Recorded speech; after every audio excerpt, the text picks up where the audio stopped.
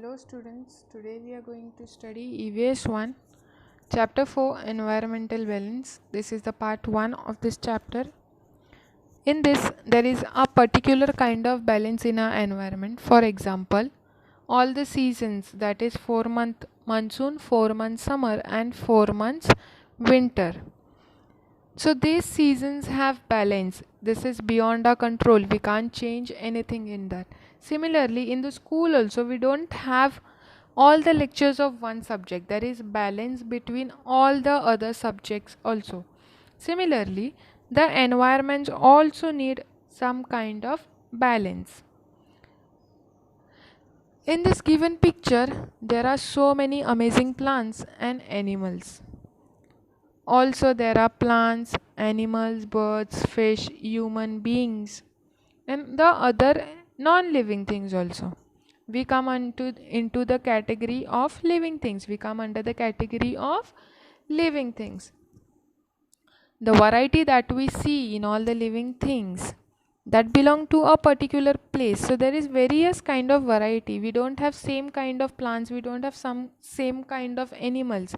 So in wildlife there is different kinds of variety. As you can see in the picture, there are elephants, zebra, lion, deer, giraffe. So this is a different kind of variety in our environment. The variety that we see in all the living things that belong to a particular area is called the biodiversity of that place. So the biodiversity of different places are different according to their environment and according to the variety of living things available there. For example, in my area, if I have only dogs, cats and cows, so that is the biodiversity of my area. But it is not necessary. Wherever you all stay, the biodiversity of that place will be different. So, to study the biodiversity of a place, scientists make a large number of observations. They make this observation in different conditions, such as day and night, in different seasons, etc. They use special devices to make observation of living things that are found at great heights or depth, as well as of microorganisms. Observation of many scientists are brought together and studied again. Only when all such efforts are made over a long period of time, we can be sure of biodiversity of that place.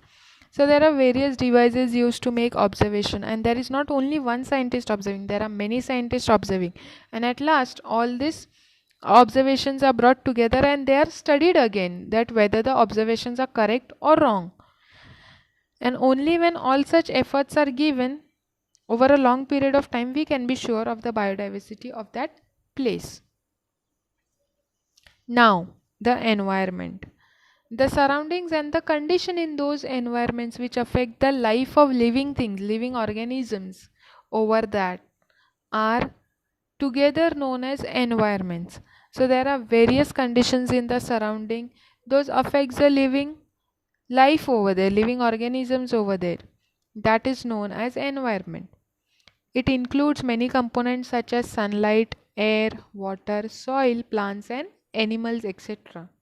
Living and non-living things are dependent on each other. Also, we living things, we human beings are dependent on each other. For food, for different things, we have different needs which we can't fulfill by ourselves. We need to depend on each other. There is a lot of give and take. When we take something from nature, we have to give something to nature. So there is a lot of give and take. Environmental science studies this interaction. These interactions of give and take between living things and non-living things are studied by environmental science. So in this there is a food chain. For example, there is a grasshopper, mouse and owl.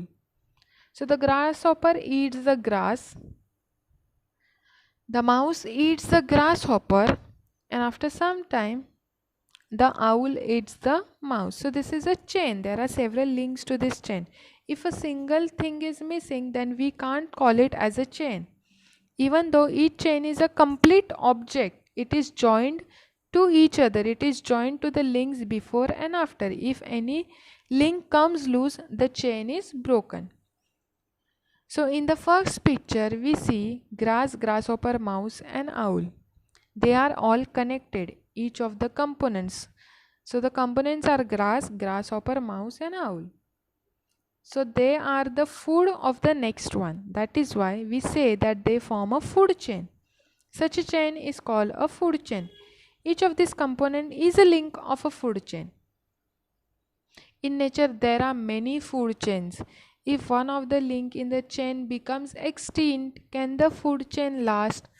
अगर दुनिया में से grasshopper खत्म हो जाए, so if we don't find grasshopper, then what will the mouse eat? So the food chain is incomplete. The chain needs to be complete in order to fulfill the other people's need.